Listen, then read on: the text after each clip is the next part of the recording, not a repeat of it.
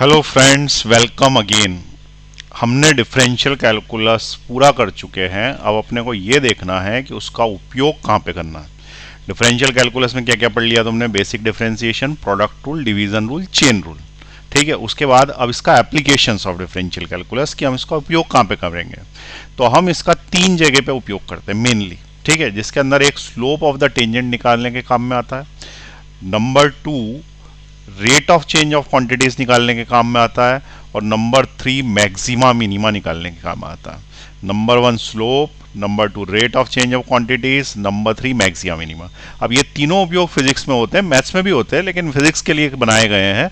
तो हम फिजिक्स के अंदर इसके अंदर देखें कि इसका उपयोग करके हम कैसे फिजिक्स को ज़्यादा आसान कर पाएंगे डिफरेंशियल कैलकुलस का उपयोग करके। अब मैं अपना चेहरा कोने में लेता हूँ और उसके बाद जो है ये कैनवास को बढ़ा करके हम स्टार्ट करते हैं आज का लेक्चर अपना। ठीक, उम्मीदें हैं कि तुम्हें सब कुछ समझ में आ रहा होगा अभी तक जितना पढ़ाया गया है। ठीक, ये फुल स्क्रीन कर दिया है। अब हेडिंग डालें सबसे पहले, applications of differential calculus. Applications of differential calculus.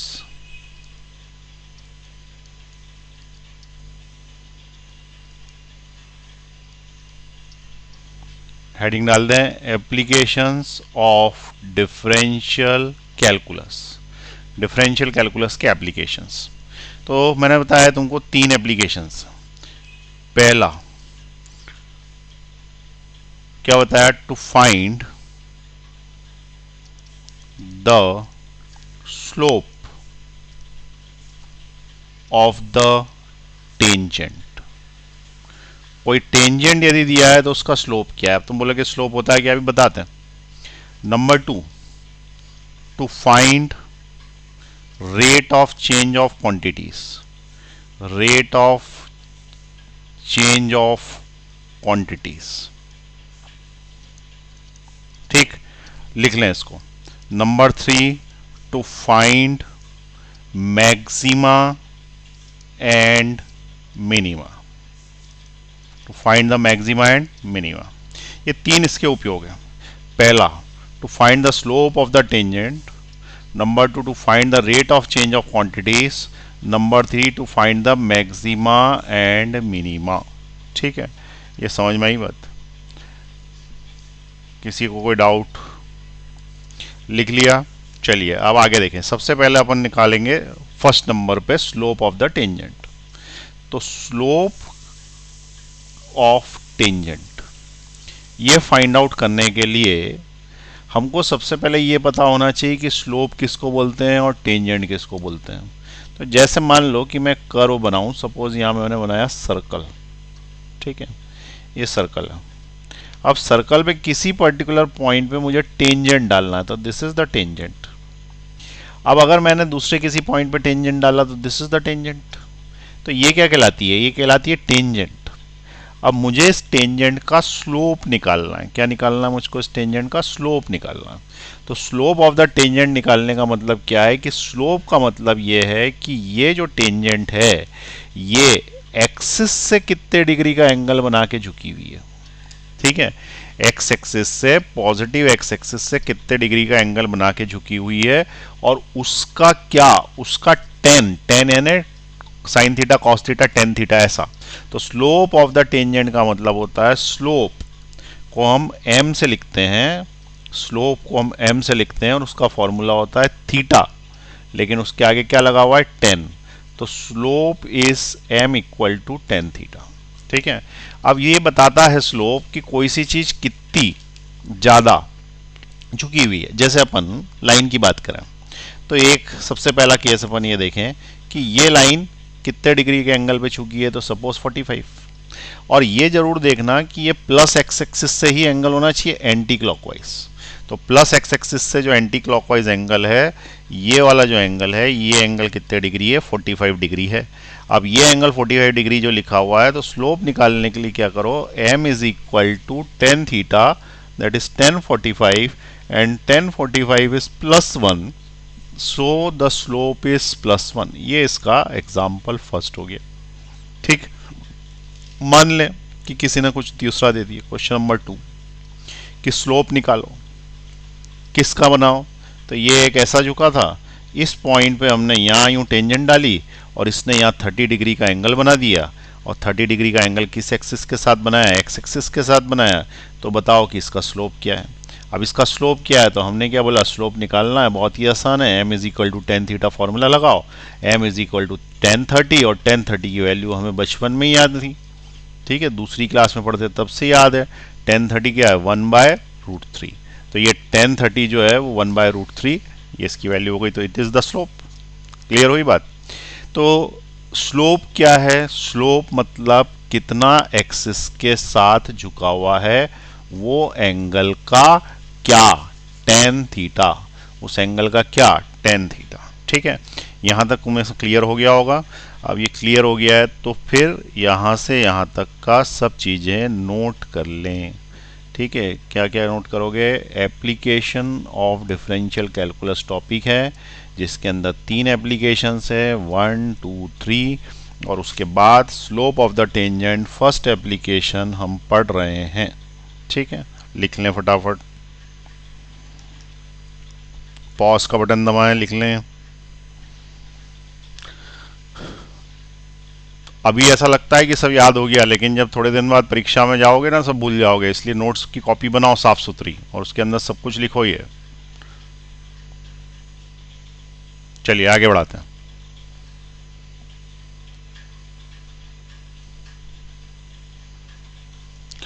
अब नेक्स्ट क्वेश्चंस देखें। अगर मैंने तुमसे बोला कि स्लोप निकालो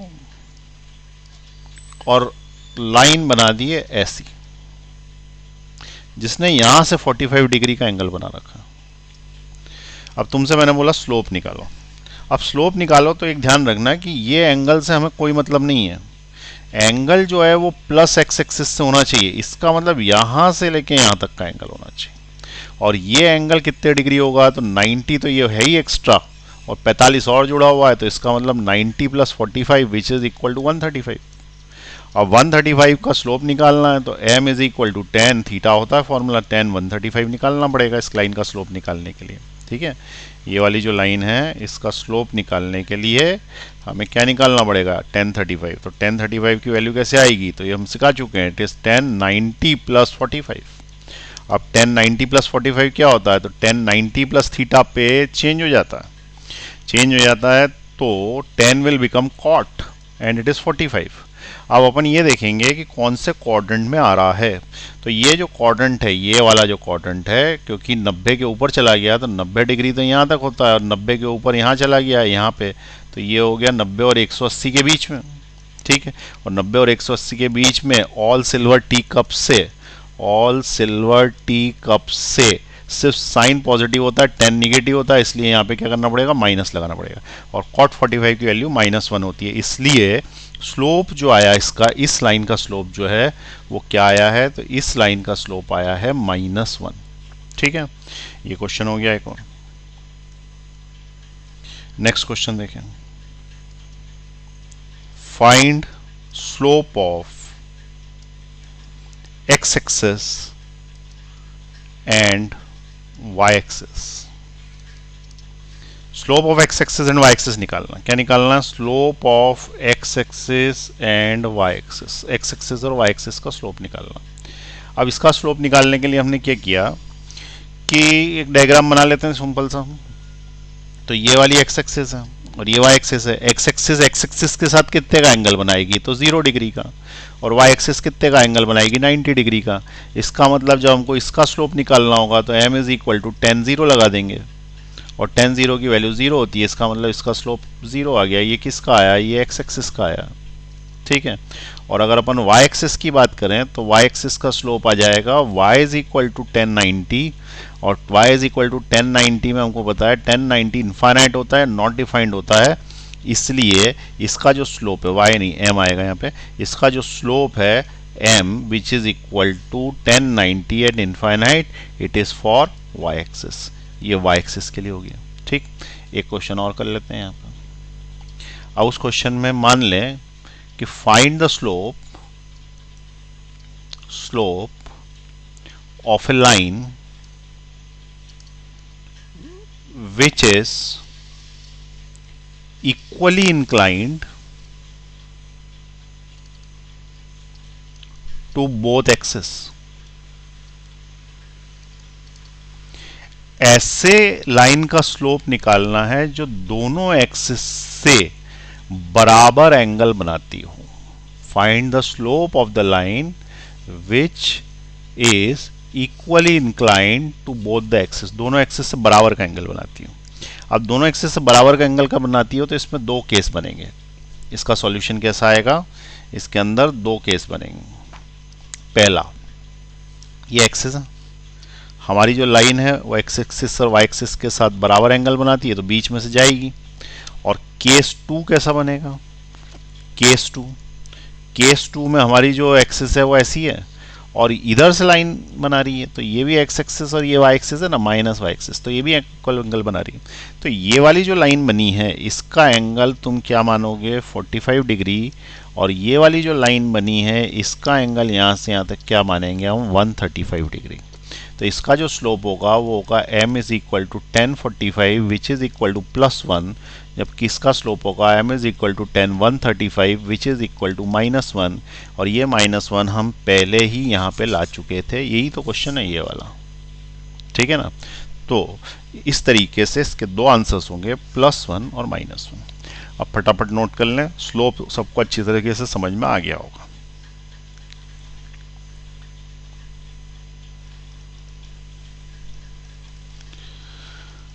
अब कुछ क्वेश्चंस दे रहा हूं मैं, तुमको करना है, ठीक है।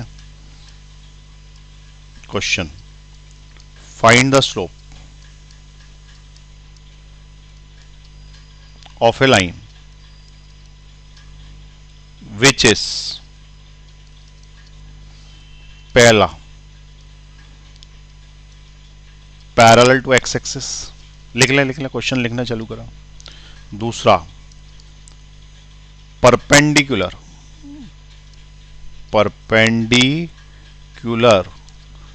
To x axis. Number 3 parallel to y axis. Number 4 perpendicular to y axis. Number 5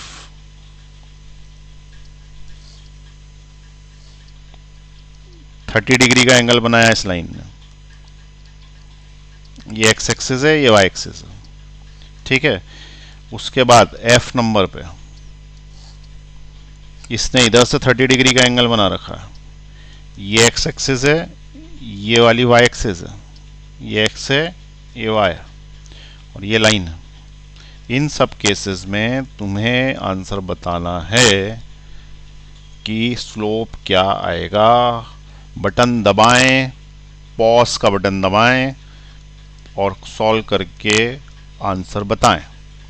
मैं उसके बाद इसका सॉल्यूशन देने वाला हूं, अपने आप ट्राई करें, पॉज का बटन दबाएं फटाफट, ठीक, और खुद ट्राई करें। 5 क्वेश्चंस हैं, 1 2 3 4 5, पॉज का बटन दबाएं।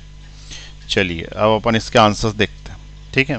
तो पहले वाले का, ए का, पैरेलल टू एक्स एक्सिस, सबसे पहले डायग्राम बनाना चाहिए, ठीक है, डायग्राम बनाना चाहिए। तो पहली वाली line parallel to x axis होगी, ये वाली लाइन, ठीक है। इसका एंगल कितना है, 0 डिग्री, तो थीटा इक्वल टू 0 डिग्री, और अगर ये 0 डिग्री है तो स्लोप कितना होगा, m is equal to tan of 0, और tan ऑफ 0 का मतलब क्या हो गया, 0, तो इसका स्लोप 0 हो गया, इसका आंसर ही 0 आया। सही आया, कितने लोगों का सही है ये, हाथ ऊपर करें, हाँ दिख रहा है मुझको, किस किसने हाथ ऊपर करें। चलिए सेकंड देखें, बी, फिर से एक्सिस बनाएं, ये एक्सिस। अब वो क्या बोल रहा है, सेकंड नंबर पे perpendicular to x axis, x axis के परपेंडिकुलर होनी चाहिए। इसका मतलब लाइन जो है वो यूं होगी, भाई ये एक्स एक्सिस है ना, और ये इससे परपेंडिकुलर, तो एंगल कितने डिग्री का बना, थीटा 90 डिग्री का बना, और 10 90 की वैल्यू डालनी है, तो 1090 की वैल्यू क्या होती है? तो 1090 होता है इनफाइनाइट नॉट डिफाइंड, तो इसका आंसर इनफाइनाइट नॉट डिफाइंड हो गया। उसके बाद सी नंबर का देखें, पैरेलल टू वाई एक्सिस के पैरेलल है, तो यही केस हो गया ना, वाई एक्सिस के पैरेलल है तो वाई एक्सिस के ही तो पैरेलल है, तो इसका आंसर भी सेम ही होगा, इनफाइनाइट। डी नंबर वाला देखें, डी वाला बोलता है परपेंडिकुलर टू वाई एक्सिस के परपेंडिकुलर, तो वाई एक्सिस के परपेंडिकुलर एंड एक्स एक्सिस के पैरेलल, तो ये वाला केस हो गया। तो इसका आंसर हो जाएगा थीटा इक्वल टू 0 डिग्री, यानी कि स्लोप भी इसका कितना आ जाएगा? 0 डिग्री। अब उसके बाद ई वाला देखें, ई वाले में यहाँ पे उसने एंगल कितने डिग्री बना रखा है? 30 डिग्री। तो ये जो एंगल 30 डिग्री बना है इसी से स्लोप निकलेगा, तो slope m is equal to 1030, और 1030 की वैल्यू होती है 1/√3, तो इसका स्लोप क्या हो जाएगा? 1/√3। ठीक, उसके बाद f वाला देखें, तो f वाले में ये एंगल यहाँ से दे रखा उसने, ठीक है, ये एंगल कितना दे रखा उसने यहाँ पे? 30 डिग्री। तो ये जो 30 डिग्री एंगल दे रखा है यहाँ से नहीं चाहिए रहता हमको, एंगल चाहिए रहता इधर से। तो हमको ये बताया कि यदि ये 90 है तो इसमें से अगर 30 कम कर देंगे तो यहाँ पे 60 डिग्री आएगा। तो इसका जो आंसर आएगा वो आएगा m is equal to 10 of 60, न कि 90, क्योंकि स्लोप हमेशा प्लस एक्स एक्सिस से लेना है, प्लस एक्स एक्सिस से, ठीक है, और किसी एक्सिस से नहीं लेना, इधर से लेना, इस साइड। तो ये 1060 की वैल्यू क्या हो जाएगी? 1060 इज √3। तो ये वाला जो है ये इसका आंसर है। अब ये बताओ कि मैंने 5 दिए थे, सब क्वेश्चन 2-2 नंबर के थे, ठीक है, 10 में से तुम्हें कितने नंबर आए अपने आप लिख लो। जिसको 10 में से 10 आए वेरी गुड, और जिसको 10 में से 8 तक आ गए हैं उसके गुड, ठीक है। इसका मतलब आप लोगों को समझ में आ रहा, ठीक। अब इसके बाद मेरा नाम शिरीष भटनागर है, तुमको पढ़ा रहा हूँ मैं, ठीक है। तो अगर समझ में आ रहा है तो बहुत ही अच्छी बात है, और नहीं आ रहा है तो फीडबैक दीजिए, कौन सी चीज़ समझ में नहीं आई दोबारा पढ़ाई जाएगी, ठीक है। चलिए आगे बढ़ाते हैं। अब डिफरेंशियल कैलकुलस से कैसे निकलेगा? ये तो अपन ने क्या किया, मैथ से निकाला। हम क्या उपयोग कर रहे थे? डिफरेंशियल कैलकुलस का उपयोग करना चाहते हैं कि किस तरीके से डिफरेंशियल कैलकुलस का उपयोग करके स्लोप निकालते हैं। तो पहले अपन ने स्लोप निकालना सीख लिया, ठीक है। अब यूज डिफरेंशियल कैलकुलस का, तो सबसे पहली चीज तुम्हें इक्वेशन ऑफ ए कर्व दी जाएगी, इक्वेशन ऑफ ए कर्व, ठीक है। अब ये क्या होता है? तो सबसे पहले जैसे मान लो कि मैंने बोला कि एक कर्व, कर्व मतलब कोई सा भी सर्कल हो सकता है, पैराबोला, इलिप्स, कुछ भी हो सकता है, हाइपरबोला हो सकता है, स्ट्रेट लाइन हो सकती है, एवरीथिंग इज अ कर्व। तो ये कर्व है, ठीक है। Straight line is a curve of infinite radius, that is a circle of infinite radius. तो ये जो सर्कल बनाया मैंने, ये जो सर्कल है इसका एक इक्वेशन है। इक्वेशन का मतलब क्या? बार बार ड्रॉ करने की जगह हम इसको x square plus Y square is equal to 2 square या 3 स्क्वायर ऐसा कुछ भी लिख सकते हैं, that is the radius square. जहां से यहां तक मान लो कि उसकी रेडियस है यार, ठीक है। तो x square plus Y square equal to r square, ये इसकी इक्वेशन है। अब इक्वेशन का मतलब क्या? इक्वेशन का मतलब ये है कि यदि हम x और y इसके अंदर पुट करेंगे, यहाँ पे x पुट करेंगे, यहाँ y पुट करेंगे, तो उस केस में क्या होगा कि सारे के सारे वैल्यूज जब x की पुट करी जाएगी तो y की मिलेगी, और उनको हम प्लॉट करेंगे, x और y की वैल्यूज को हम अगर प्लॉट करेंगे तो हमको यही कर्व मिल जाएगा। ये इसका मतलब होता है, ठीक है। तो मतलब क्या हुआ? तो सबसे पहले देखें, x की जगह मैंने पुट किया, मान लो कि -1, ठीक है, -1 यहाँ पुट करेंगे तो -1 का स्क्वायर हो जाएगा, -1 का स्क्वायर क्या हो जाएगा? 1। तो यहाँ मिला हमको क्या? 1 plus Y square is equal to, ये हो गया आर स्क्वायर। सपोज आर की कुछ वैल्यू है, मान लो कि रेडियस 2 मीटर की है, या 4 मीटर की है, 6 मीटर की, कुछ भी लिख लो। तो रेडियस को अपन चेंज करके कुछ नंबर डाल देते हैं। तो सपोज मैंने डाल दिया 5 का स्क्वायर, यानी रेडियस 5 हो गई, तो यहाँ 5 का स्क्वायर आ जाएगा, ठीक है। फिर से देखें क्या बोला मैंने, यहाँ जो नंबर लिखा हुआ है उसको उठा के मुझे यहाँ डालना। अब यहाँ डालने के बाद मैंने बोला वाई स्क्वायर, तो y square is equal to 5 square -1, यानी वाई इज इक्वल टू हो गया 25 में से 1 गया तो 24 का स्क्वायर, यानी √24 हो गया। तो यहाँ पे मैंने लिख दिया √24। अब उसके बाद मैंने यहाँ पे क्या डाला? 0 डाला, -1 के बाद क्या डाला? 0 डाला। अब 0 अगर मैं यहाँ डालूंगा, तो ये तो पहली बार डाला था, अब 0 डालूंगा यहाँ पे, तो 0 plus Y square is equal to 25, यानी कि y इज इक्वल टू 5 आ गया। तो y इज इक्वल टू यहाँ 5 आ गया। इसके बाद मैंने यहाँ पे डाला 1। 1 डालने से क्या होगा, put x is equal to 1, x equal to 1 यहाँ डालोगे तो ये 1 हो जाएगा, तो y square is equal to 24 ही आ जाएगा, रूट ऑफ 24। ठीक है ना, तो ये रूट ऑफ 24 ही आ जाएगा। उसके बाद मैंने यहाँ पे डाला, सपोज 0 डाल दिया, प्लस 24 मैंने 5 डाल दिया सपोज। अब 5 डाल दिया तो 4 x इज इक्वल टू, मैंने अगर 5 डाला तो 5 का स्क्वायर 25, तो y 0 आ जाएगा इससे। और अगर मैं x की जगह -5 डालूंगा तो -5 पे भी y 0 आ जाएगा, देख लो। तो x की जगह 5 डाला तो 5 डालोगे यहाँ पे तो y कितना आ जाएगा, 0 आ जाएगा। फिर -5 डालेंगे तो भी 0 आ जाएगा। अब इसको प्लॉट करके देखते हैं, जो अपन ने बनाया उसको प्लॉट करके देखते हैं। ठीक है, मान लो कि ये -1 है, -2, +1 है, ये +2 है, +3, +4, +5, -1, -2, -3, -4, -5। ठीक है, 1 2 3 4 5, 1 2 3 4 5। ये थोड़ा अजीब सा बनेगा क्योंकि कम ज़्यादा ले लिया है मैंने, लेकिन अंदाज लग जाएगा तुमको। 0 पे 5 प्लॉट करना। ठीक है, देखो यहाँ पर 0 पे 5 यानी x में 0, y पे 5। तो x में 0, y पे 5 यानी ये वाला पॉइंट आता है, तो ये वाला पॉइंट प्लॉट कर दिया। फिर 0 पे 5 प्लॉट करना है, 5 पे 0 प्लॉट करना है, यानी ये जब 5 हो जाएगा तो उस पर 0 प्लॉट करना है, तो y 0 यानी कि ये वाला पॉइंट आएगा। फिर जब ये -5 होगा, -5, तब भी 0 प्लॉट करना है, तो -5 पे 0 हो जाएगा। उसके बाद अगर अपन y इक्वल टू -5 पुट करेंगे। अच्छा, एक चीज़ और ध्यान रखना, यहाँ पे स्क्वायर था।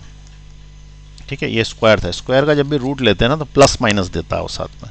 तो यहाँ पे y की जगह जो है ना वो प्लस माइनस आएगा। तो एक बार +5 ऊपर ले लिया है तो -5 नीचे आएगा। अब -5 नीचे आएगा तो ये वाला जो पॉइंट है ये यहाँ पे प्लॉट होगा, तो ये वाला पॉइंट यहाँ प्लॉट हो गया। अब तुम अगर इसको मिलाओगे स्मूथ कर्व से तो ये सर्कल बन जाता।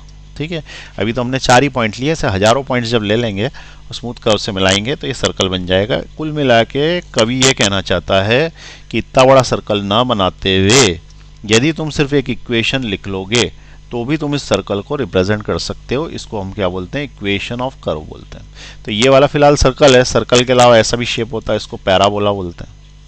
ठीक है, किसने बोला, पैराबोला। ठीक है, दैट इज कॉल्ड पैराबोला। एक और शेप होता है ऐसा, उसको इलिप्स बोलते हैं, अंडे जैसा। ठीक है, ये इलिप्स। एक और शेप होता है ऐसा, इसको हाइपरबोला बोलते हैं। कौन बोला, हाइपरबोला। ठीक है, तो इस तरीके से अलग अलग शेप्स हैं तो अलग अलग बोले जाते हैं। तो इन सब की इक्वेशंस होती हैं। अब उन इक्वेशन से हमको इतना मतलब नहीं है, सबसे पहली चीज इक्वेशंस होती हैं ये बताना था मेन। और स्ट्रेट लाइन की इक्वेशन भी होती है। तो स्ट्रेट लाइन की इक्वेशन होती है, स्ट्रेट लाइन की इक्वेशन होती है y is equal to mx plus C जैसी, ऐसे दिखेगी जैसे इसकी सर्कल की ये है। तो सर्कल की अगर कोई इक्वेशन पूछेगा तो क्या होगी, x square plus Y square is equal to radius square. ये सर्कल की एक इक्वेशन, कई सारी हो सकती हैं, ये इसकी एक इक्वेशन है सर्कल की, ये स्ट्रेट लाइन की एक इक्वेशन। ठीक है, इलिप्स, पैराबोला, हाइपरबोला की भी एक एक एग्जांपल दे देता हूँ। Y square is equal to 4ax, ellipse की X square upon A square plus Y square upon B square is equal to 1। और हाइपरबोला की X Y is equal to C square, ऐसी भी हो सकती है, और भी टाइप के हो सकते हैं। ये किसी पूरा टॉपिक है, किसी और दिन डिस्कस करेंगे, इसके लिए एक पूरा लेक्चर चाहिए। अभी तुम सिर्फ ये मान लो कि तुम्हें इक्वेशन चाहिए, इक्वेशन किसी भी कर्व को रिप्रेजेंट करने के लिए। तो इक्वेशन होती है कर्व की। अब ये इतना जितना पढ़ा दिया ये नोट कर लो, फिर उसके बाद अपन ये देखें डिफरेंशियल से कैसे कर्व का स्लोप निकालते। पॉज दबाइए।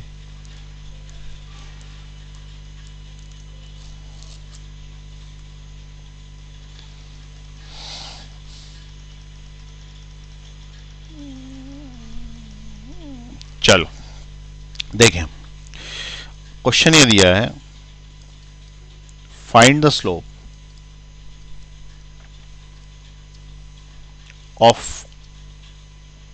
ऑफ नहीं, find the slope of the tangent drawn on the curve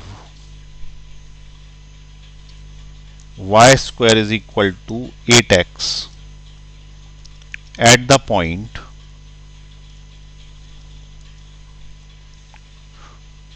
2,4 at the point 2,4। ठीक है, कर्व की इक्वेशन ये है, और जिस पॉइंट पे स्लोप निकालना, स्लोप हमेशा एक पॉइंट पे निकलता है, वो ये है। ठीक है, अब ये कर्व बेसिकली क्या है, तो अभी इतना डिटेल में नहीं बता रहा, पर शॉर्ट में बताऊं, ये पैराबोला है। ठीक है, ये पैराबोला है ऐसा कुछ, जो कि एक्स एक्सिस के आसपास है। अब इसमें कहीं पॉइंट होगा 2,4, तो ये मान लो ये 1 पॉइंट है, 2 है तो इट इज 2, और 4 1 2 3 4, तो 2,4 करके ये वाला कोई पॉइंट होगा इसका। ठीक है, तो इस पॉइंट से जाने वाली जो टेंजेंट डली है, इस टेंजेंट का तुम्हें स्लोप निकाल के बताना, ये क्वेश्चन। तो अब सबसे पहली चीज क्या करना है, तो स्टेप 1, पहली स्टेप देखें। इक्वेशन क्या है, y square is equal to 8x, इसका डिफरेंशियल कर देना, डिफरेंशियल। ठीक है, अब ये जो डिफरेंशियल होगा ये कैसे होगा, तो इसका डिफरेंशियल करने के लिए यहाँ पे देखें, जो इक्वेशन बनाई है y square is equal to 8x, ये जो इक्वेशन बनाई है, इस इक्वेशन में हाँ, y square is equal to 8x नाम की जो इक्वेशन है, इस इक्वेशन में क्या करना है, स्लोप बनाना। ठीक है, ये मैं ऐसे ही काट के देख रहा हूँ, Y square is equal to 8x। अब देखो क्या करना, डिफरेंशियल करना, इसका डबल, तो वाई स्क्वायर का 2y, y का dy by dx, which is equal to 8x का 8, ये dy बाय dx चाहिए हमको। ठीक है, अब तुम बोलोगे ये क्या कर दिया है, तो देखें, इसकी पावर कूद के आगे आई, ध्यान समझना, इसकी पावर कूद के आगे आई, ये आई, ऊपर से कम हो गया। अब कर किसका डिफरेंशियल रहा है, y का विद रिस्पेक्ट टू x, तो y का डिफरेंशियल होगा dy बाई dx। ठीक है, और अगर हम x का डिफरेंशियल करेंगे तो x अकेले का डिफरेंशियल 1 होता है, पहले लिखा है फॉर्मूला, तो इसका सिर्फ 8 बच जाएगा। तो इसका जो डिफरेंशियल होगा dy बाई dx, वो आएगा 8 upon 2y, which is equal to 4 upon y। ये इसका डिफरेंशियल आ गया, dy by dx is equal to 4 upon y. अब स्लोप निकालना, तो स्लोप किसी पॉइंट पे निकलेगा, तो ये पॉइंट है 2,4, ये वाला पॉइंट जो है वो क्या है 2,4, तो इस 2,4 पे स्लोप एट 2,4 निकालना है, तो हम ये जो पॉइंट 2,4 है इसको इसमें पुट कर देंगे यहाँ पे। अब यहाँ पे पुट कर देंगे, तो देखो पुट करने के लिए सिर्फ y की जगह है, तो सिर्फ y वाला पुट होगा ये 4, तो dy by dx is equal to 4 upon y, y की जगह क्या आएगा 4 4।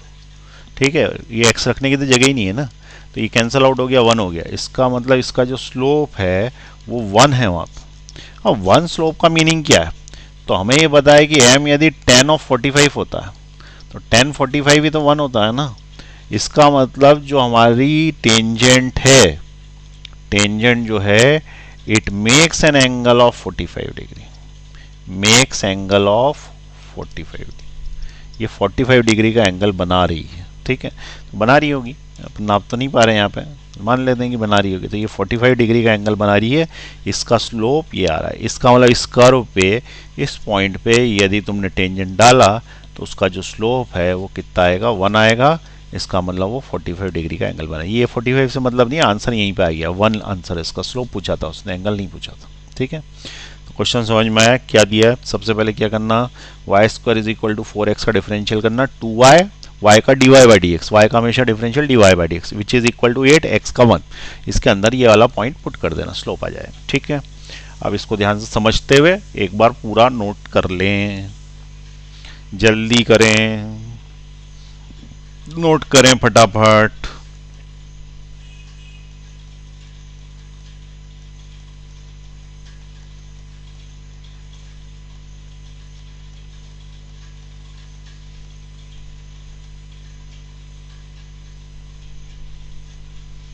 क्वेश्चंस दे रहा हूं,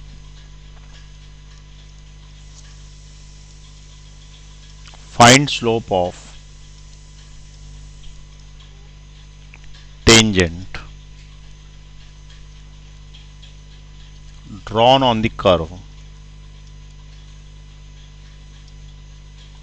x square plus y square is equal to 25 at 5, 0। ठीक, अब सबसे पहली चीज, ये जो कर्व है, ठीक है, x square plus Y square is equal to 25, ये जो कर्व है x square plus Y square is equal to 25, ये सर्कल है। तो ये जो सर्कल को अपन ड्रॉ करेंगे तो ये ऐसा ड्रॉ होगा। अब इसमें 5,0 कोई पॉइंट होगा, तो 5,0 नाम का जो पॉइंट है वो कहाँ होगा, तो ये इसकी रेडियस देखो 5 है, दिख रही है 5 रेडियस, तो ये यहाँ से लेके यहाँ तक 5 होगा। तो 5,0 जो पॉइंट है वो ये होगा 5,0, क्योंकि एक्स एक्सिस है, एक्स एक्सिस पे वाई कोऑर्डिनेट 0 होता, ठीक है। अब ये 0 हो गया। अब इस जगह पे टेंजेंट डाले, तो अपन ऐसे लॉजिकली डाल देते हैं, ये टेंजेंट डाला, ठीक है। इसका स्लोप क्या आएगा, तो इसका एंगल कितने डिग्री बनेगा, 90 डिग्री, और स्लोप का फॉर्मूला क्या होता है 1090, और 1090 की वैल्यू क्या होती है, इनफाइनाइट नॉट डिफाइंड। तो इसका मतलब इसका आंसर ये आना चाहिए। ये हमने काय से कर दिया, ग्राफिकल मेथड से कर दिया, डायग्राम से ही कर दिया, ग्राफिकल मेथड, ये फर्स्ट। लेकिन डिफरेंशियल कैलकुलस से करना, उससे कैसे करोगे, तो उसके लिए मैंने क्या बताया, x square plus Y square is equal to 25 लिख लो। अब डिफरेंशियल करो इसका, तो एक्स स्क्वायर का डिफरेंशियल क्या होगा 2x प्लस वाई स्क्वायर का क्या होएगा 2y, लेकिन y का क्या होता है dy बाई डी एक्स, ठीक है, which is equal to 25 constant है, कांस्टेंट का डिफरेंशियल 0 होता। अब तुम्हें dy बाई डी एक्स इस तरफ लेना, इस तरफ, और बच्चा उधर ले जाना।